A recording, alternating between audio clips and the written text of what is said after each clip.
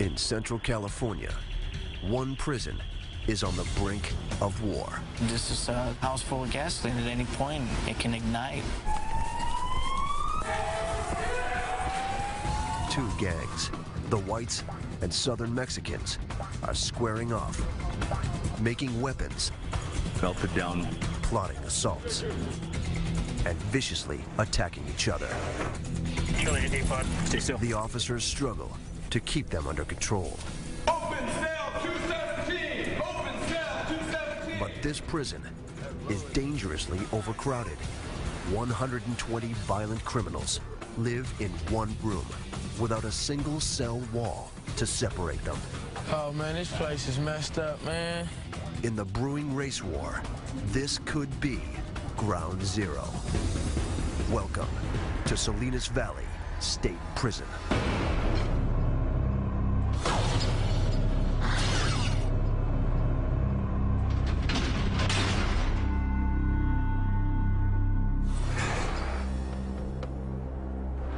In one of California's most dangerous prisons, on one of the state's most violent yards, an inmate has just been stabbed. He is white. His two attackers are Hispanic. Let me have your shoes. They waited for the perfect moment to strike. Few officers were around, so the Hispanics could do the most damage. The white inmate has wounds on his chest, back, and hands. The pepper spray used to stop his attackers burns their eyes and skin. But they'll endure anything for their gang, the Southern Mexicans. Officers estimate 70% of criminals who enter Salinas were in gangs outside prison. Inside, they take it a step further, merging with gangs of similar ethnic backgrounds and forming massive racial armies. The gangs are notorious for their violence. Officers combat nearly 200 attacks each year. Today's stabbing took place on Sea Yard, the gang's main battleground. It's under the command of Lieutenant Joseph Zelaya. This is a very violent yard. I think at one time, we were the most violent yard in the state of California. There are 4 yards at Salinas, labeled A, B, C, and D. But C is the most violent. The surrounding housing units hold a volatile mix of level 3 and 4 inmates, the 2 highest security rankings. This dangerous combination gives gangs the manpower they need to wage war. From level 4 generals who call shots from the cell blocks, to level 3 foot soldiers who carry out orders. Now, all the generals and soldiers are on the ground. Officers ordered them to get down seconds after the stabbing. Violence is an everyday occurrence here, but today's attack is different. Look at the camera. The Southern Mexican inmates struck across color lines and stabbed a white man. Confusion right there. It alarms all the officers. In most cases, if a violent act occurs, it's usually within the same race or the same gang sect.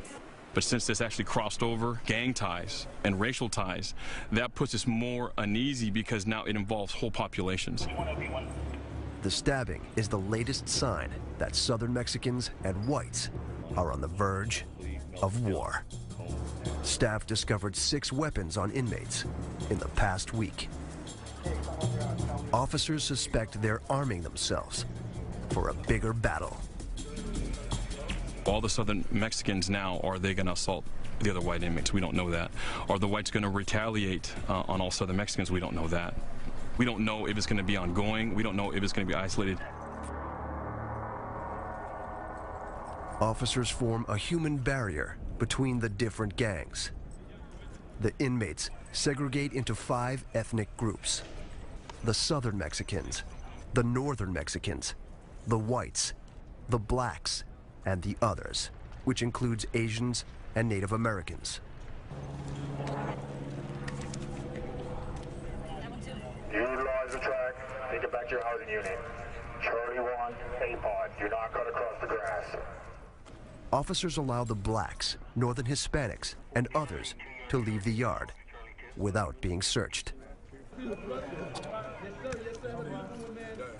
But staff take every precaution with the two gangs they're most worried about, the whites and Southern Mexicans. Officers search each of these inmates for weapons by hand. All right, back up. Charlie, A-pod. Stay still.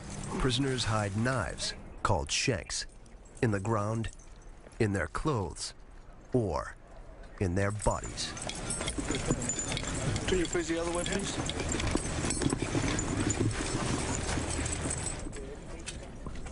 Officers handcuff all 130 inmates, then physically escort each one to his housing unit.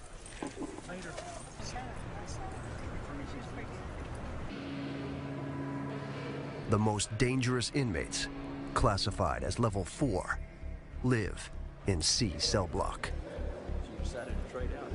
The criminals behind these doors include the gang leaders, called generals, who order assaults, riots, even murders.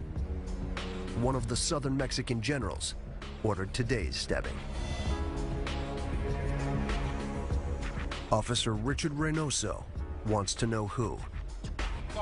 If he can figure out which major players are involved in the brewing war, he may be able to stop the next battle. The key to everyone's safety will be keeping the whites and Southern Mexicans under control. The biggest fear would be assaults on staff. Keeping control of the yard is the number one thing. But there is another place in this prison far more likely to spiral out of control. C Gym. It's been converted into a makeshift dorm. Salinas is severely overcrowded, packed with 500 more inmates than it was meant to hold. 120 of them live in the gym, stacked 3 high, with no cell walls to separate them. The crowded conditions increase tension between the groups, and their numbers are far from equal. The Southern Mexicans dominate with 63 inmates. There are 20 Northern Hispanics, 13 blacks, 14 others, and only 9 whites. The only thing that separates them are the gang and racial lines they draw. It's all really race. Everything is about race. We try to make sure, we stay together. Anything can happen at any given time. These inmates join gangs for protection. There is safety in numbers. They become the gang foot soldiers, doing whatever the generals command. But unlike their generals, the soldiers have short sentences, a few months or years.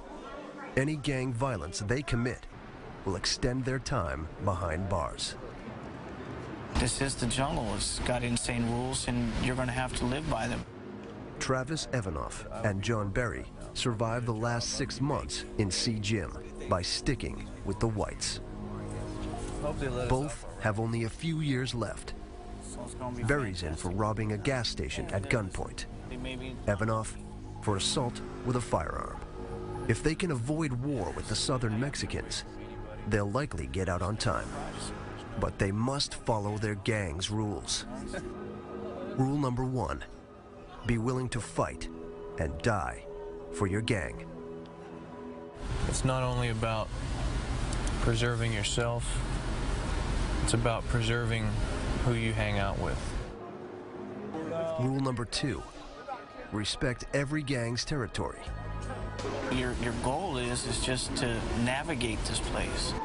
You don't walk through another man's bunk area. You don't walk through another man's day room. You don't get in another man's shower stall. Rule number 3, never discuss gang business, what inmates call politics. So are there politics in here in the gym? That's something we can't talk about it, because after you guys leave, we have to live here, and we live by a certain set of rules. We can't discuss what's going on with other people's or any type of politics that would be in here. We cannot, it's something we just cannot discuss. Even if it could save their lives. In the gym, the Southern Mexicans outnumber the whites by a ratio of 7 to 1. This is it. What you see is what you get. This is our group. You know, we're...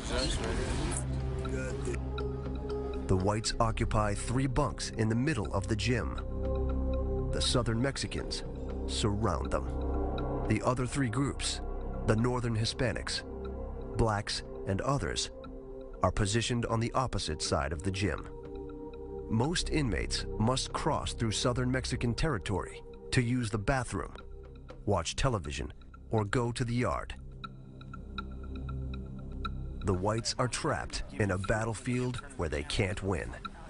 And Berry and Evanoff suspect their generals are plotting retaliation for the stabbing. This is it's a house full of gasoline. At any point, it can ignite.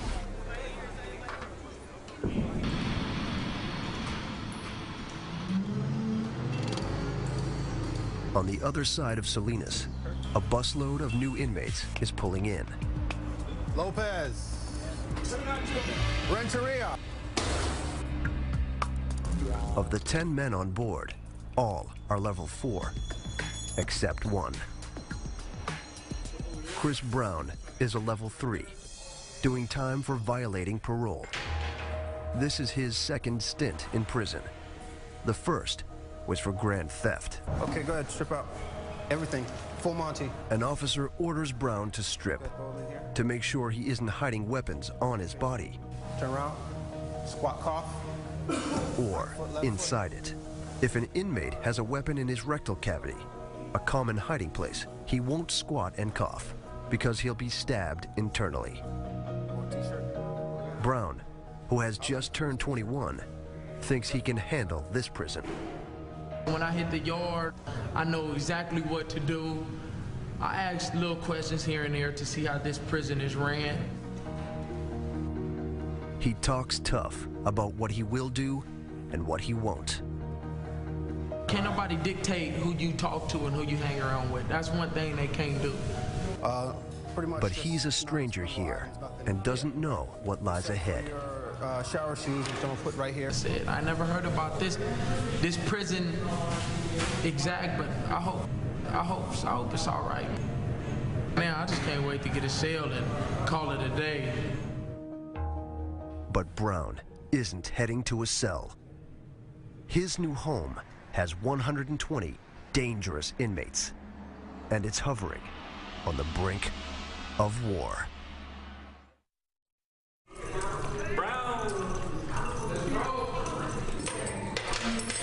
Coming out!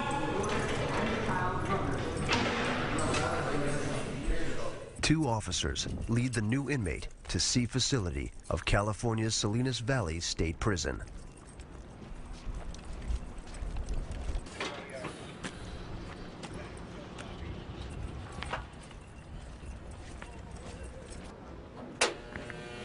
Behind these walls, a race war between the Southern Mexicans and whites is reaching a breaking point.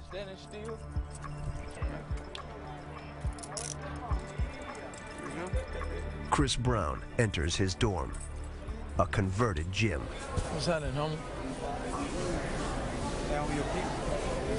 Okay, cool. Brown's white jumpsuit broadcasts that he's new. Hey, I just came to visit, that's it, homie. He scans the sea of faces for one thing: other blacks. Hey, where my people at, man? He knows that the safest place for him is with his own race. Straight this way. Brown makes his way to the back corner and is assigned bunk. What's happening, homie? Excuse me. He gets a mattress, one bag of personal belongings, and some sheets.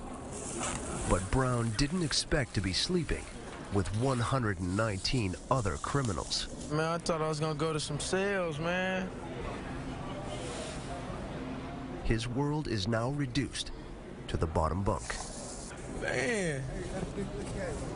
As he gets settled, other black inmates gather around him. From Bakersfield. All right, strollers. With no bars to protect him, Where you from? Brown knows his survival depends on these men. Nobody in here from Bakersfield? With each introduction, Brown identifies himself by his gang, the Crips. What's up, homie? Chris, Stroller Boy Crip. Where you from? Bakersfield. From Stroller Boy Crip, Bakersfield. What's happening, homie? Chris, Stroller Boy Crip. Bakersfield, okay. At his last prison, Brown stuck with fellow gang members. But at Salinas, most inmates band together by race, not outside gang affiliations. It's only a few. It's only like you make 13. A lot of people for the road. 13 blacks in here. The group of blacks who run with two different gangs on the streets would be rivals outside prison. What's up, friends? But with the race war escalating, their safety depends on sticking together. Brown is quickly brought into the circle. He gave you some pants already? No. Where the pants at? Kent, where the pants at?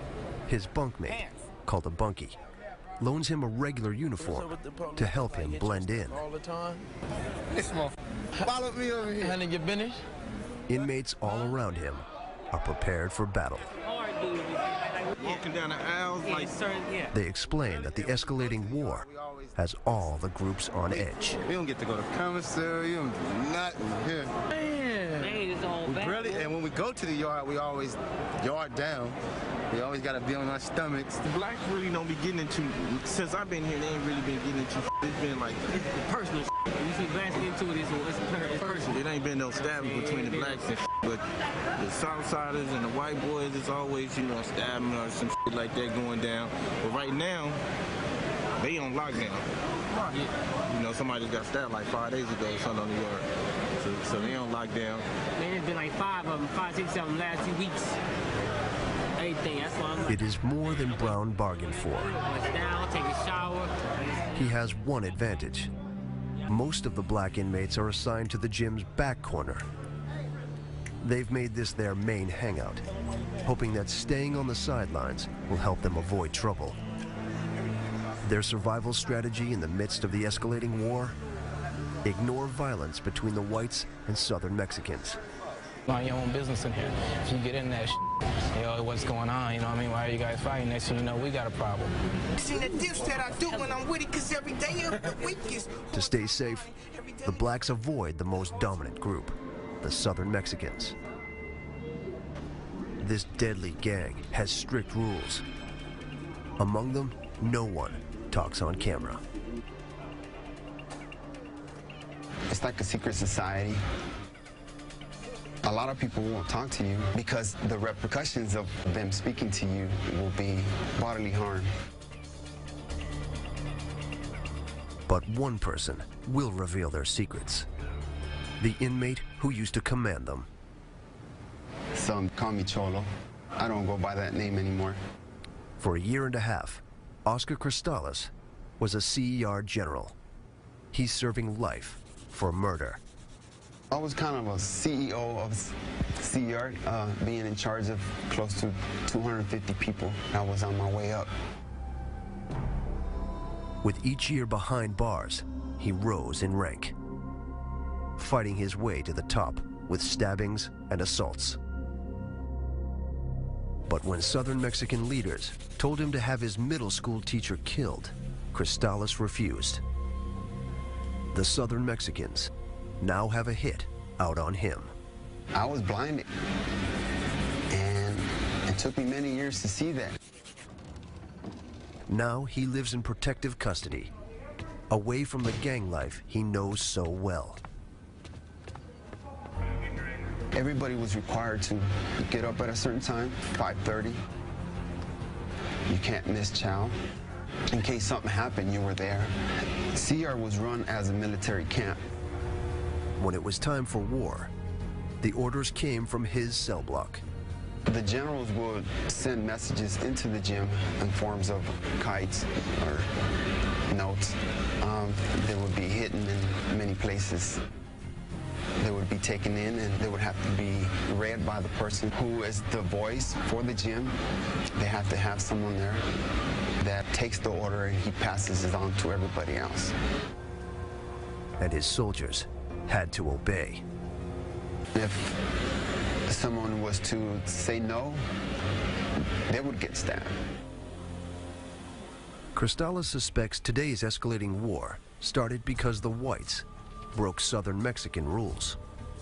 Every yard that it's run by Southerners, the whites have to abide by our rules. These are the consequences of people not bowing down to Southerners. We have the people, we have the weapons. They're just trying to show them who's boss. That's how I knew for a fact this ain't supposed to be here. Chris Brown doesn't know the Southern Mexicans' rules yet, but he's become fast friends with convicted drug dealer Philip Vaughn, nicknamed Louisiana. They crack jokes and goof off. What he said, why he take that Ferrari? Why he didn't take that money? Then, Louisiana offers to teach Brown how to avoid Southern Mexican territory. Every square foot is segregated. These first desks, the first 5. 1, 2, 3, 4, 5. It's only ones we mess with. Okay, we don't go the first 5. The first 5 desks. You know what I'm saying? You only mess with these right here. The rest of them, you know what I'm saying, down in the remainder is the Southsiders and the whites. You know what I'm saying? Excuse me, see? You know what I'm saying? Damn. Brown could be stabbed for using the wrong toilet. Okay, this right here, this is what I'm saying, the sinks, we can brush your teeth, wash your face, you know what I mean? If it's an emergency, you need to use a tool, number 2, that's what it's for. But we use number 2s on all those right there, in that whole row. Pit stools, the 4 stools, emergency, it could be this one. You know what I'm saying? The sour area, you know what I'm saying? This one's ours right here. This one's right here. The other one up there is for the Southerners and whites, but this is ours right here. This one, if nobody's in line for that one, we can use that one. The most important rule, never walk through Southern Mexican bunk areas. There's other table right here, but if Brown does, they'll suspect he's going to attack. Everybody right here. We don't walk straight through the day room over here, man. It's just we cut off right here. When you come through from over here, cut through right here. That's their area. This is us right here, man. And there is one place that terrifies Louisiana. It's right here. Sea Yard. All these eyes, you know, man. He refuses to go outside. That's a yard. That's our yard right there. That's the yard we go through. I don't with it though. That's our yard right there. That's the 1 yard. This is 2 yard right here. You know what I'm saying? You feel me? Nah, I'm good, man. The brewing war could spark widespread violence on the yard, forcing Louisiana to fight. If he does, the prison will add 3 months to his sentence. Back at his bunk, Brown admits he's overwhelmed by living with 119 inmates all around him. I was counting on going to sales. Sales is cool. Ain't gotta, you know, mess with different folks. You know, just one person. But there is one thing Louisiana failed to tell him. Brown has to be careful within his own race as well.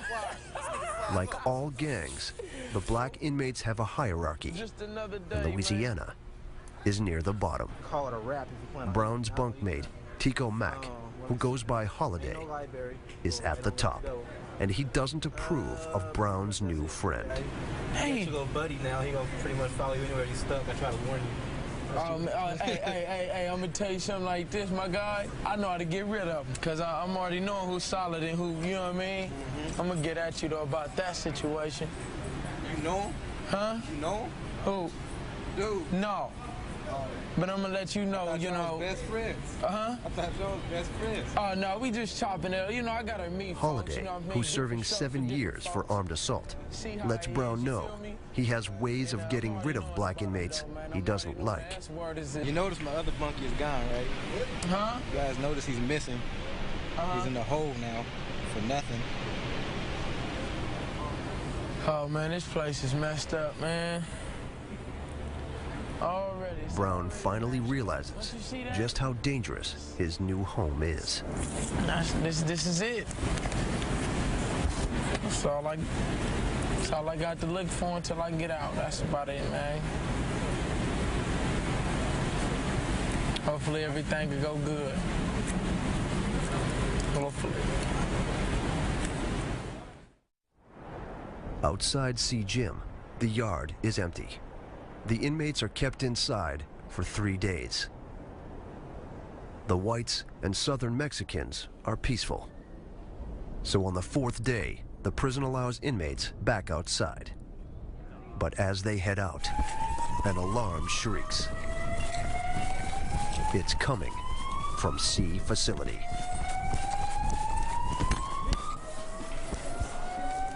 All the way down.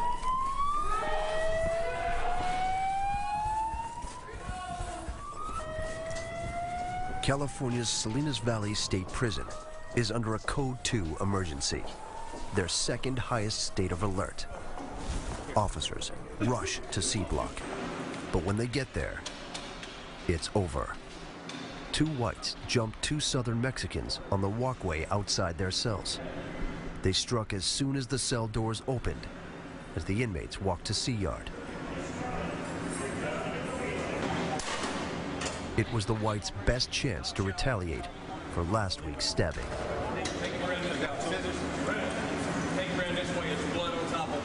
The white generals are sending a clear message. They will fight at any opportunity. It means Salinas Valley State Prison has a race war on its hands. The officers now know that recent violence between the 2 races was all interconnected. The past few weeks, we've had some major issues going on between these 2 races in the prison system. The whites and some of the Mexicans, they've been assaulting each other, and this is what led up to today. To stop the attacks, officers put C facility on lockdown. Inmates are confined to their cells and bunks 22 hours a day. But the isolation won't stop 2 warring gangs. In fact, gangs often instigate lockdown on purpose to plot their next move. We go on lockdown whenever we want. We have control of everything that happens in the prison except the gates. Restricted to their cells, the whites and Southern Mexicans have time to make weapons, turning everyday items into knives and shanks. And they'll find ways to communicate their battle plans. If everybody's on lockdown, they will pay people. They pay them off with dope, money, to get a message to wherever they need to get to. All the foot soldiers can do is wait for orders. Prison is just, it's 2 things. It's boring and it's terrifying. Boring because nothing ever happens, and terrifying because anything can happen. The war makes new inmate Chris Brown nervous. He's struggling to adjust, something he'll only discuss out of earshot from the other inmates. When I walked into the gym for the first time, I thought it was gonna be pretty cool. You know what I mean? You know, so I thought it was gonna be lovely. And that was, man, everything changed from there. Lockdown traps Brown in his bunk area. He leaves only for 3 meals and 1 shower a day. This week been hard, man. All you do is sleep, read. It ain't really been good. Brown won't go into specifics about the war. If he's learned one thing, it's that discussing gang politics is strictly off limits. What goes on the yard stays on the yard, you know what I mean? And that's how it is here. That's how it is in prison. His revelations came at a high price. In his short time here, he's already made a terrible mistake. I did a little something I shouldn't have did already. You know what I mean? Walked in a different, in the Southsiders area on accident, you know, and my people talked to me about that. Black inmates had to apologize to the Southern Mexicans. For the black group, which is trying to lay low, it was unwanted attention. He won't make that mistake again, you know what I mean? He's a grown man. He's not going to keep just deliberately fucking up. Let's go. If Brown messes up again, his own race could turn on him. Just a few days ago, they suddenly forced out one of their own. Louisiana is gone. The other black inmates scared him so much, he asked to be put in protective custody, the ultimate shame in other inmates' eyes. He refuses to come out of his cell, and Holiday won't say exactly what happened. Louisiana had several passes and several opportunities to be a man. He couldn't step up to the plate, so he had to go, plain and simple. Holiday wants his fellow blacks to take their surroundings seriously. You got anything to say on that, man? Especially in the midst of a war. Here, it's not really funny in here. We might crack a joke and everyone laughs, but as far as walking around giggling like an idiot, you can't do that, man. You see, something's gonna happen to you. I'm gonna stop right there. Yeah, I'm gonna stop right there. Get that head crack wide open. Brown says he's ready to fight. We gotta stick together. That's what we gotta do. If it's three of us, if it's gonna happen, it's gonna happen. But we soldiers, man, we gonna go out right. You know what I mean? But the soldiers of C. Jim are up against another powerful group, the prison's gang investigation unit. Okay, so you know who's who. Officer Reynoso gave them a lead that may help stop this war from escalating. All right, guys. He's learned high-ranking gang members in 2 cells may be making weapons for the warring gangs. One cell is white. The first target's going to be inmate Smith. The other is Southern Mexican. The team gathers to prepare for a raid. Then let's get ready to move. The inmates could become violent, using weapons against the officers. But it's the best chance the team has to stop the next battle. They'll go in at 0500 hours. Before sunrise, the gang investigation team gathers outside C facility of California's Salinas Valley State Prison. They need to catch the white and Southern Mexican inmates by surprise before they dispose of weapons or drugs. They sneak into the Southern Mexican cell block. But the inmates hear them coming. He's flushing. Crack it. Go! Down! Officers cut the water supply Down! Push it on! and blast in pepper spray. Within seconds, the inmates relent. Open cell 217! Open cell 217! Stay right here. You do one at a time. Okay. You search the other tier. Officer Lisa Zoracek investigates the toilet where the inmates were trying to ditch contraband. The item could be written gang orders, a weapon, or drugs. There's only one way to find out.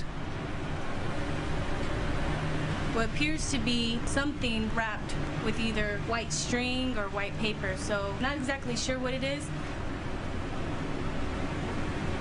It feels hard like it's metal. Oh yeah, sure enough. It's a weapon, wrapped in paper.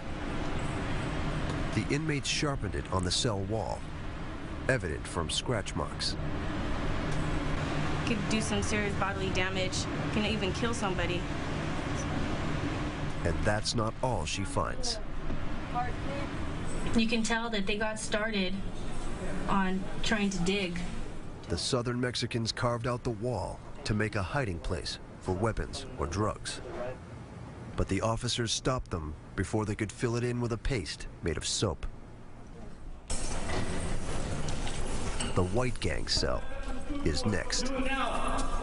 Do it now! The team catches inmate Wayne Smith and his cellmate completely off guard. They have no choice but to follow orders. Gang unit officers Stacy Henley and Paul Rivera turn the cell inside out.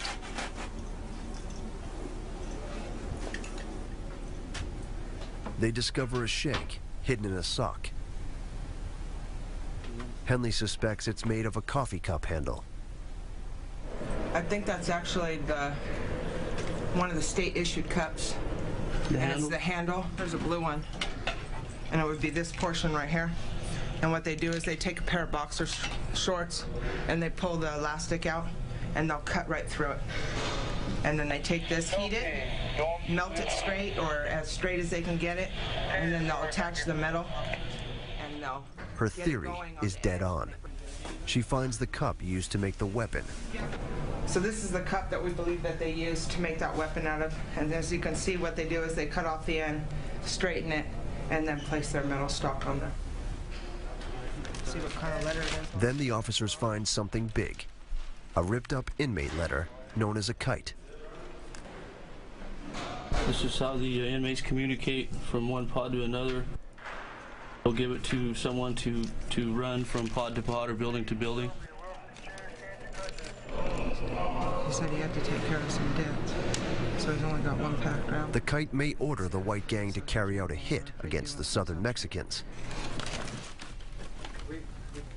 Officer Henley immediately pieces it together. The information on here can be anywhere from narcotics to planned assaults.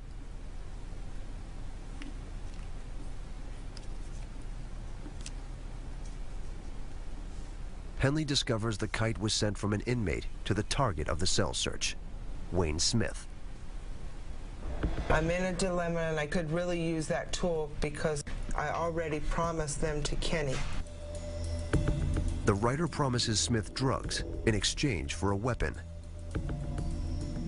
It means more whites may be armed, and Smith, an influential white gang member, isn't about to say who.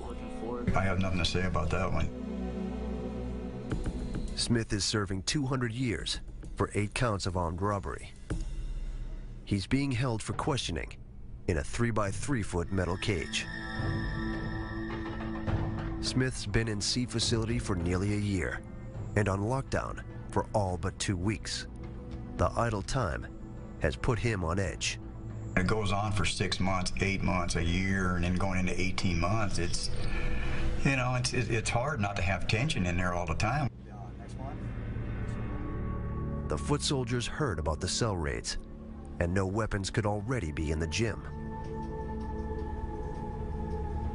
They're trapped, restricted to their 5-by-6-foot bunk areas. As you can see, we're on bunk status. We're confined to this coffin-like space. Idle hands are no good in this place.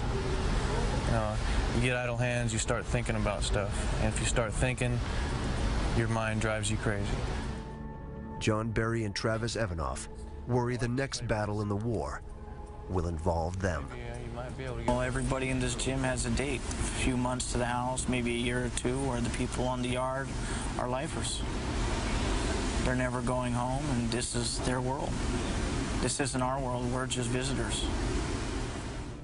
If they fight for the whites, their sentences may be extended.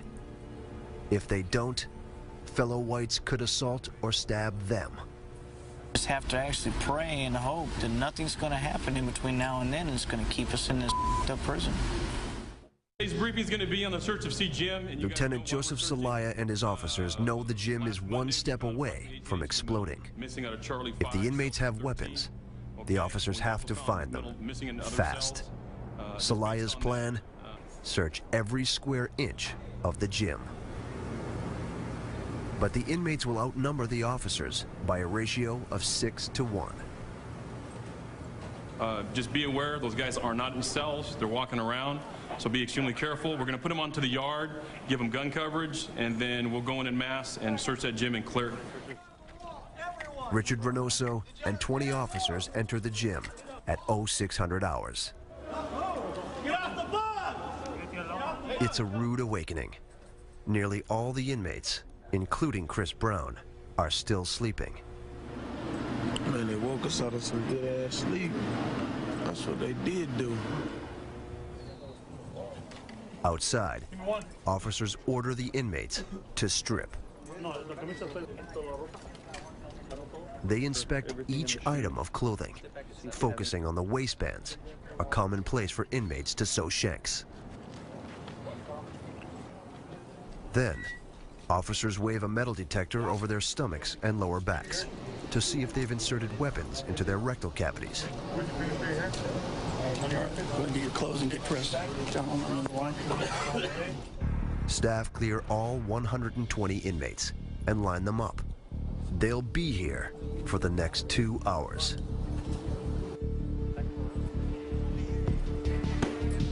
We've had numerous stabbing assaults, cell fights. We had people request for protective custody.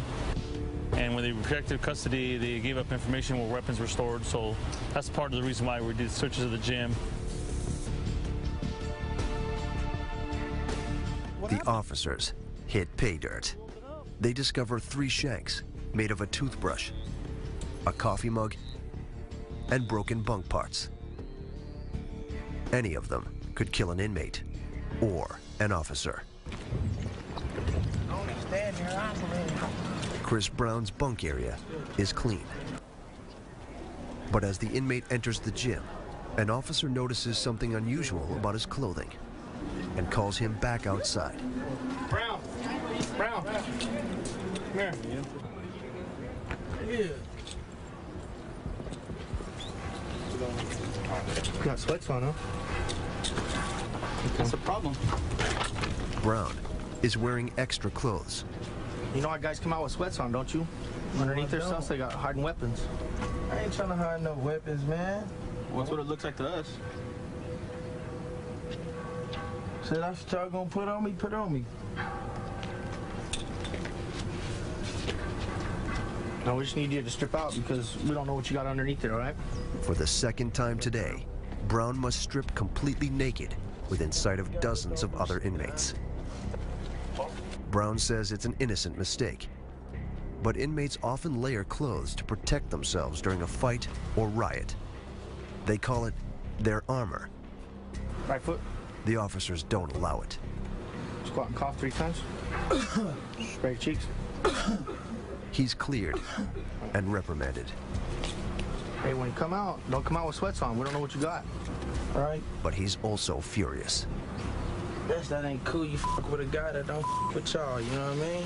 Cool guy, don't fuck with nobody, but I get fucked with. That make a lot of sense, you know?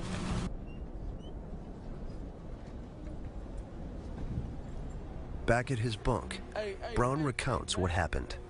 He thinks the officer disrespected him, the ultimate insult to an inmate. Hella wrong. What happened? What just happened outside, man? The fool stripped me out so naked. We just went through all this bullshit earlier. And we just went More inmates gather around Brown as he tells his story and threatens to retaliate against the officer. Man, look, here, man. Here, man. But you want to see something, man? Huh? You want to see something? That's what you want to really see? At Foster, man, he would have got that. He got jacked for that, man. I would have wrote him off for that. They take his side and talk him down. Feel me? Think about it and make wiser decisions. Have a plan, man. A strategic plan. To avoid the race war between the whites and Southern Mexicans, the black inmates must stop Brown from getting violent. Chris kind of crazy. Ain't nobody seen it yet. You gotta be careful, man. The dude's in here for a reason. This is a state penitentiary. Eventually, they calm him down. I get close, It appears Brown's initiation is complete. He now understands Salinas Valley State Prison and their strategy to survive. Now, if he would have got off on dude and ended up doing some of that CO, catching another strike, end up never getting out of prison, happens every time, especially in Salinas Valley. But tonight, all the inmates may be sucked into the race war because the battle is about to begin.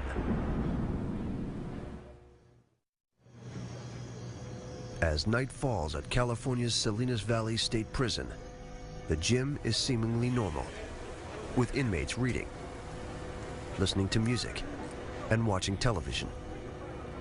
But that ends as soon as our cameras leave. At exactly 8 o'clock, as 4 whites gather for the season premiere of their favorite show, Prison Break, 20 Southern Mexicans emerge from the bunk areas and attack. Other white inmates see the riot and rush to help. But they manage only a few punches before they're knocked unconscious. The Southern Mexicans are armed with crude shanks and batteries they swing in socks. Now, the whites' bunks are stripped bare. For their own safety, they're in administrative segregation known as the Hole. This is Salinas Valley's most secure unit, where inmates are locked in their cells 23 hours a day. The whites wear handcuffs wherever they go and are only allowed to talk to us from inside metal cages. John Berry remembers only bits and pieces of the riot. I heard shit cracking. I looked over and saw that it was a racial riot between us and the Southsiders. And so I ran over there and got involved to try to help out. Because there was so many of them, there was so little of us, I had to try to help out as much as I could. All 9 white inmates were badly beaten. I got a black eye, some knots on my head, and I was stabbed twice in my back. My ribs prevented it from going to my lung. I got hit in the head with something, I don't remember what it was, and I remember going down. That's pretty much all I remember until I woke up in the hospital. Yeah, I received a couple puncture marks on my back, right here. The riot scared Travis Evanoff so much, he'll no longer appear on camera. Officers suspect Southern Mexican generals gave the order to strike through a kite. They believe a cafeteria worker passed it to the Sea Gym soldiers just a few hours before the riot. It only lasted about 2 minutes, but 2 minutes can seem like forever when you get hit. Though violent, the riot was brief. Officers think the Southern Mexicans planned it that way. They attacked near the main door, knowing staff could respond quickly before more Southern Mexicans had to get involved. The Southern Mexicans lost only a third of their gang to the Hole, maintaining their majority and ousting the whites. I'm not thinking that any one of us was a target. I think it was just get rid of the white guys, pretty much. Berry says the whites had to defend themselves. I don't deal with stuff unless it's absolutely I have to. I've been down 6 years and this is my first violence. He lost the thing he values most, his release date. The prison added 3 months to Berry's sentence. Both he and Evanoff will likely be transferred to other prisons. It's too dangerous to keep them at Salinas. Wherever they end up, they may have to fight again. Best way to describe it would be there's different countries. Sometimes we're the big country, sometimes we're the small country. And every country goes to war.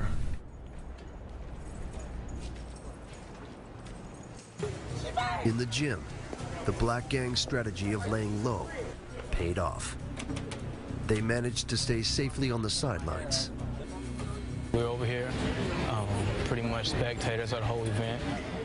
The white guys are gone now. It's probably for their best, for their safety right now, man. They can't be in here, dude. While that going on, it's not gonna stop. So either get them out of here or send notices to their families, you know what I mean? Because they're gonna get buried, man.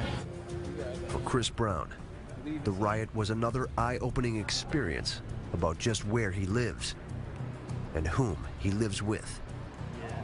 For now, he knows how to navigate this minefield. I only got 4 months left. I can make it out of here. I can go home. The riot proves to officers this war is just beginning. The gang generals are now willing to call up entire armies. In this overcrowded tinderbox, a spark has flared into a flame. All staff can do now is attempt to control the violence. They'll keep searching. We'll never stop searching. We search every day. We'll never stop searching. The generals will keep plotting. Well, how big it is, I don't know, but it is brewing. The whites are not gonna stand down, and Southerners are gonna keep doing it. So it's just the beginning. And the soldiers will keep fighting. Just like in a war, there's a general commanding the troops. That's the way it works. Because the violence will never end. In the war zone, that is Salinas Valley State Prison.